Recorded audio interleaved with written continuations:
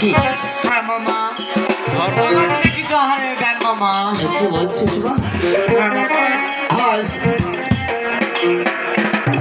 আজ তোর মামাকে যে আদেশ করেছিস, তোর মামা তোর আহার জোগাড় করতে পারবে কিনা তা জানি না, তবু আমি তোর জন্য চেষ্টা করবো রে মা।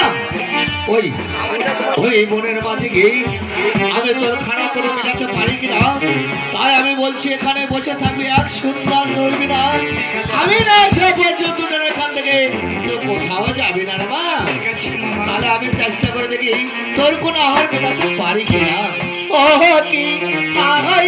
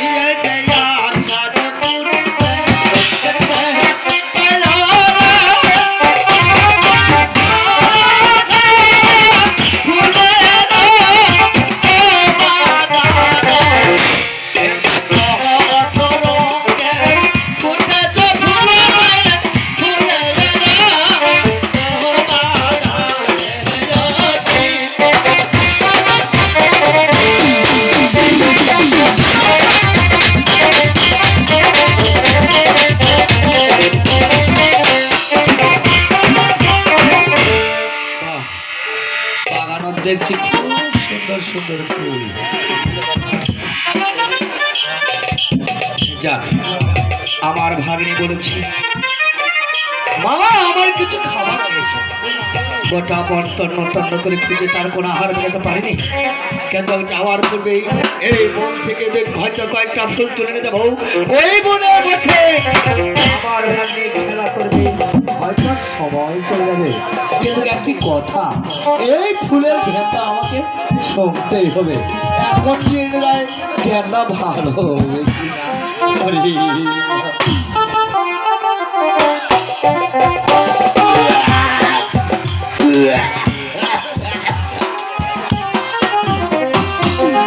যে ফুলের বন্ধু, এটা তো দেখছি লিটারের মতন বন্ধু আছে, এটা ভালো হলো না, এই মুখটা দেখে তিনি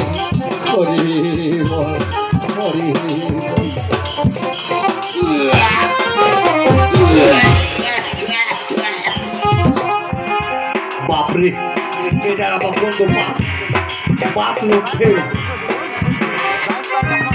এ ভুলতে তো কাম হবে না, এই যা হয় তাই হচ্ছে, চুলা ফুলে আজকে তুলবো যা হয় তাহলে কোন দিয়ে আড়ালের বাগান ময়িত হয়ে যাবে, এই লিটার আর বাথরুম দুটাই একঘে, তাছাড়া তার বুদ্ধি নেই। যাক, এই ফুলখানা আমি কিনে নেব, এই যে ফুল হলি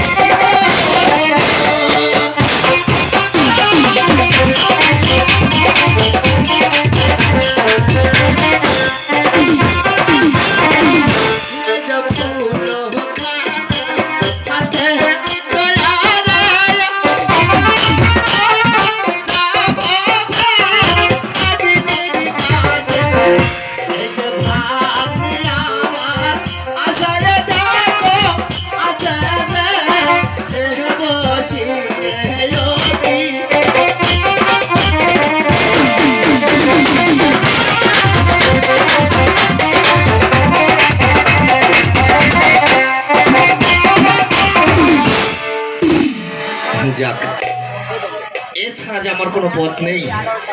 এই ফুলটুকু দিলে তবু ওই বনের মাঝে বসে খেলা করে সময় কাটে যাবে।